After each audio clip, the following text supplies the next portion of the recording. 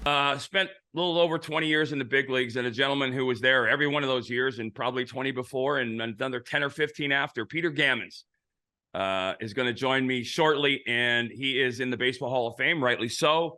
He has been one of the more recognizable. I think he's one of the men responsible for the rise of baseball on ESPN and baseball just as a sport. So without further ado, Peter Gammons. Joining me now is the definition of a lifer. And that was never a bad thing when I played. A lifer is someone who spent their life committed and dedicated to something, and this next man in the Baseball Hall of Fame, deservedly so, is the definition of a lifer. He is the one and only Peter Gammons. Pete, good morning. How you doing, buddy? I'm doing very well. It's great to see you. It really is. It's good to see you. It's been too long. It really has. I'm going to get right into it. Listen, I thought when I retired that baseball was at its peak, its apex with young talent. But I was wrong. Over the last 10 years, some of the stuff that we've seen in the big league, some of the players that we've seen are as good as any players that have ever lived and ever played the game. I've said to a fault, I think Mike Trout will be the greatest hitter anybody alive ever sees if he stays healthy when he's done. But I got to ask you, Shohei Ohtani, I don't even know how to describe it. I mean, it's not Babe Ruth. Babe Ruth didn't actually pitch and play every day for a significant amount of time or in a meaningful way. He did one or the other. Ohtani, what he's doing now, I've never seen anything like it. You've been around the game a little longer than I have. Any comparisons for you? None. Just because no one's done it the way he's done it. I mean, there are people who have tried. There was a kid from the University of Louisville, was the fourth pick in the country, great hitter, really good pitcher, but he wore out immediately in the minor leagues, already gone through 2 serious operations. And because it's really hard to do physically. I mean, there were guys back in the 50s or sometimes even early 60s, Willie Smith and a couple of other guys that did it, but not like this, not every day like this. And a good friend of mine, he used to go, was scouting first for the Red Sox, then with the Dodgers, was going over to Japan, knew him very well, used to love him because he's a very nice person. He also lived in a very small town. So his culture was really interesting. It's also close to ski country, and my friend liked to ski, so that was part of it. But he used to tell me, I really don't know exactly who he will end up being as a baseball player. He can fly, he can really run. He's got great power. He's a tremendous arm. He thought he would be a center fielder in the major leagues. As it turned out, he came over and he proved he could do it. My question is, are other kids in this country who can pitch and hit, are they going to try it? And could they ruin their careers trying to be the second Ohtani? I hope it's not true, but it does say something about just the impact he's had on the sport. Yeah, well, I got to tell you, somebody you and I both know, somebody that's very close to me, Dave Hollins' youngest son, Bo, who is moving into his senior year in high school next year. I think will be the first pick in the draft coming out of high school. He's the first person I've ever seen that can do both. He's a left-handed pitcher. He's 6'4", 225, 230. He's low 90s right now. I've been working with him for about a year and a half on the mound. And he led the country in home runs this year. Gold Glove first baseman, phenomenal athlete. And we've been working with he wants to do both.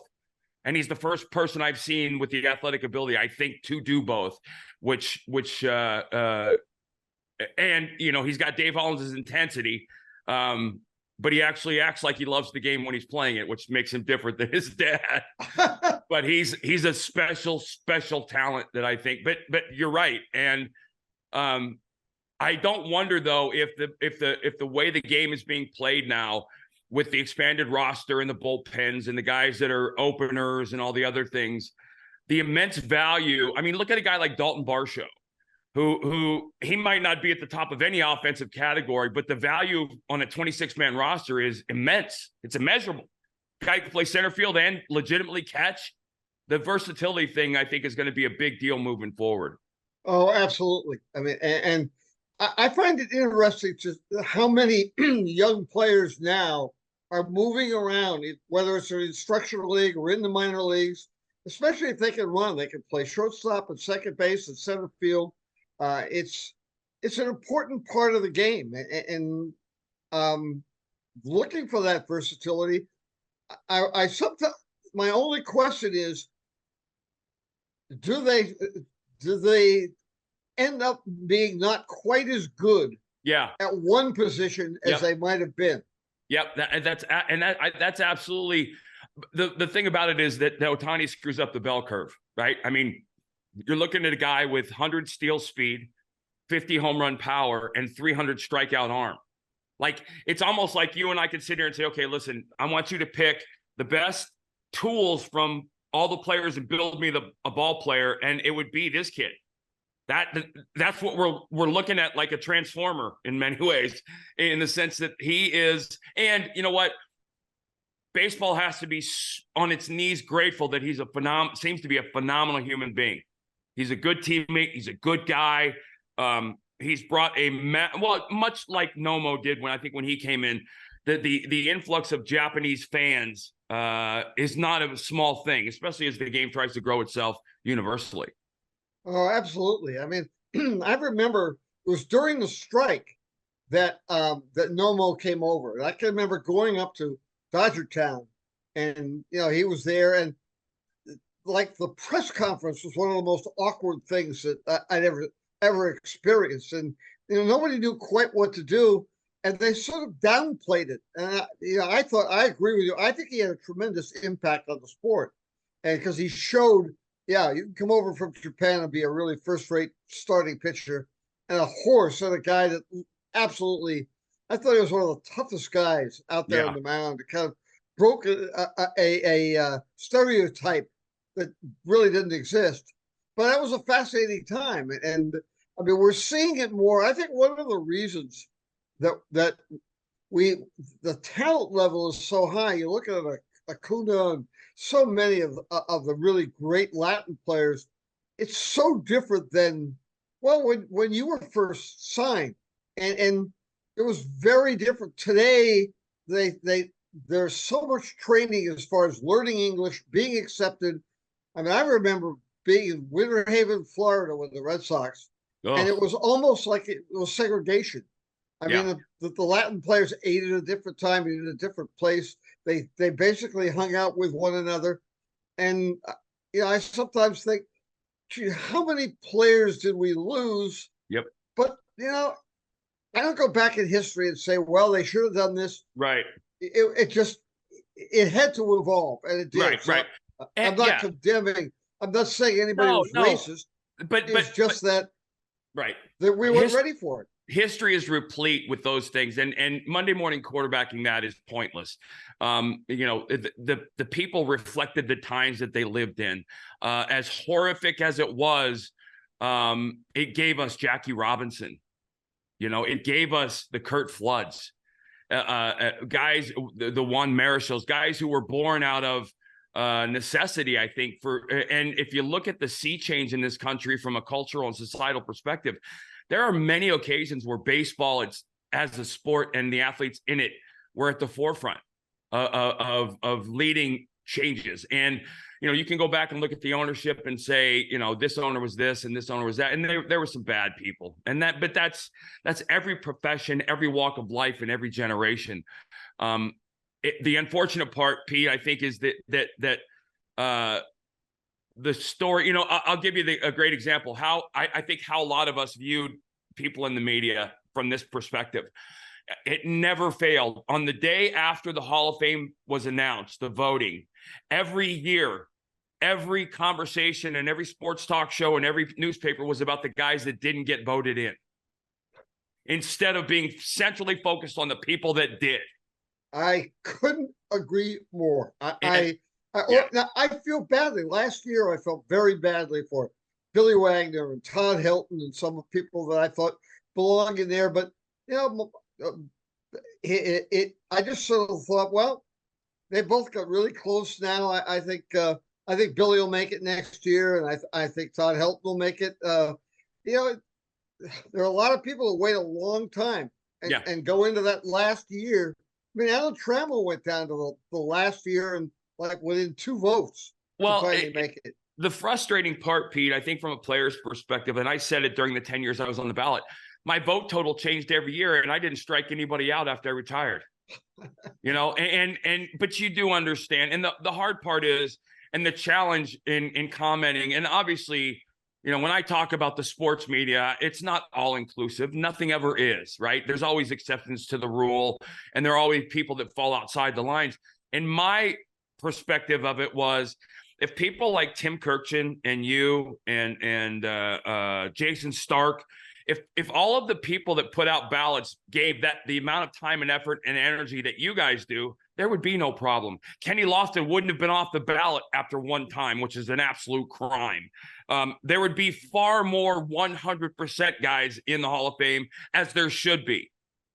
And that's the frustrating part, but it is what it is. And it's a process. You know, people talk about, am I disappointed? Well, I think the only disappointment comes for the people in my life that made it possible. Being able to recognize, I think that's what the Hall of Fame is for a player.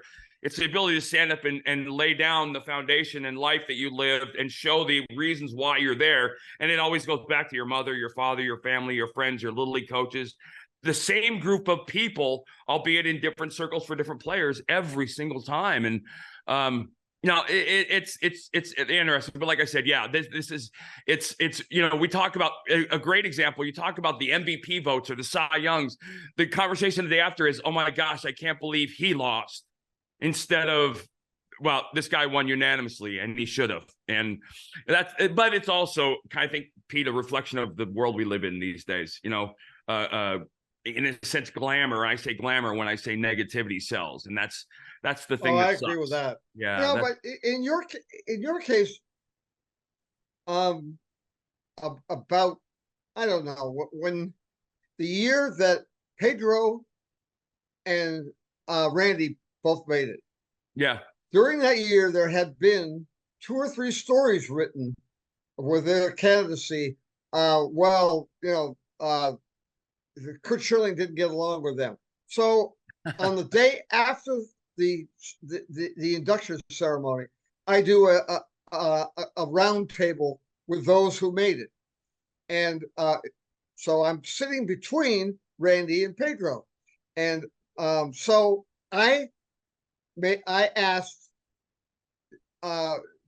what they thought, that they wished that you were there with them. The answer, Randy said, it's ridiculous that he's not. And he said, and he said it very well. He said, we competed with one another, not against one another. He said, I'm not sure I'd be here today if it weren't for Curt Schilling. Pedro then said, my career got extended for 2 or 3 years because of the preparation I learned from Curt. He taught me how better to prepare, and it made me a much better pitcher. Of course, I think he should be here.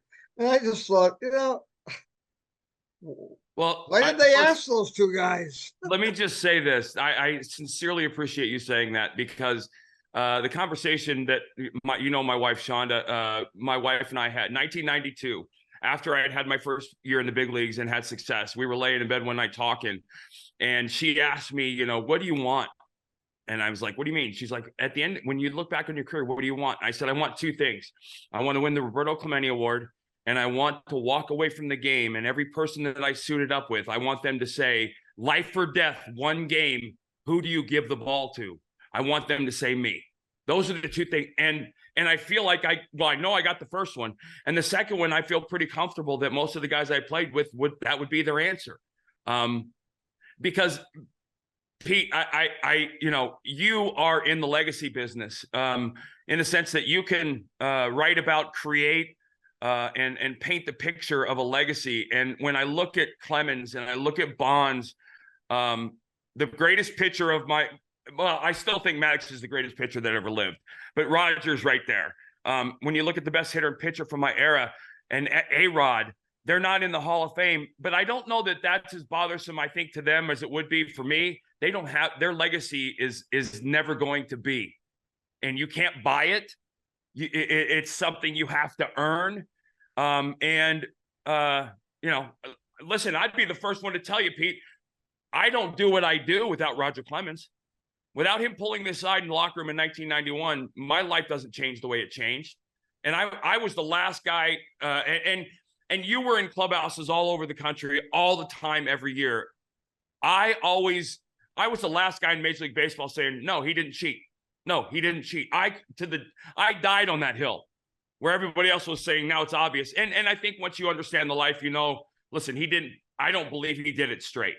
That doesn't change the fact that the man made my career something other than what it would have been, which is also why, Pete, when everybody asked me about the best game and the biggest game, Game 7 of the 2001 World Series was I couldn't have dreamt that script. I'm starting Game 7 after 9/11 against the New York Yankees. Roger Clemens is on the other mound, and both of us led the league in wins, and it's for all the marbles in one of the most viewed World Series that ever lived. No, that's Hollywood, where somebody writes a script and you go, no, that's not realistic. Throw that out. And I got to experience that. So, and the Clemente thing, honestly, Pete, I went to one game in my life, and I'm sure you remember the game. You might not have been there. I was a paid fan in one game in my entire life. My dad took me to the final game of the 72 season between the Pirates and the Mets when Clemente doubled off John Matlack for his 3,000th career hit, and then died 2 weeks later in the plane crash. It was the first time I ever saw my dad cry. And my dad held Clemente in such esteem that when I heard and understood what the award was, that was the award I wanted to win. Because that, to me, spoke to who I was outside the uniform and the family and getting to meet them. And the Clemente family, phenomenal human beings who have continued to do good. And I still believe his 21 should be retired. I agree. I really do, because for another thing, it's terribly important that baseball expanded. It took in Latin America. I mean, the number of great players, but he represented so many people, and he was the icon. I can remember going down to do a magazine story on Frank Robinson managing in Santurce. He was still playing. He was a very good active player. He went to get himself ready to manage. I think he managed 7 winners in Santurce, and I remember Frank saying, "Well, now you do. I mean, there's a statue of Clemente. I mean, you have gone to see it, right?" And this was 1972 or 73 when I went down there, and he said, "You just don't." He is the symbol of this league and the dream of the league, and it meant so much to the game. And yeah, we look around today, and there are nearly as many Hispanic players as there are from the United States when you get to the All-Star game. Yeah, good. And I'm gonna jump on that, what you just said. Two things about the men you just talked about. First off, I believe to this day that Frank Robinson is the most underrated Hall of Fame player in the Hall of Fame. When you talk about the best ever, I still believe he's in the top 5 conversation, based on the people that, first of all, knowing him, number one, but more importantly, based on his numbers, what he did, and talking to people. I remember I got to interview Bob Gibson, and, everybody said, oh, Bob was a headhunter, this and that. And Bob said, first of all, no, I didn't try to hit most people. And secondly, why the hell would I try and hit Frank Robinson? Because every single time I hit him, he homered off me on the next at bat. So no, I wasn't trying to hit him. But I do believe that. Secondly, I've never been able to ask somebody this, and you're the first person I've ever been. What was Roberto Clemente like? He was soft-spoken, very respectful. And in those days, though, most of the Latin players were a little reticent. Right. Oh, yeah. I mean, Orlando Cepeda wasn't, but Cha-Cha was always a character, and a lovable character.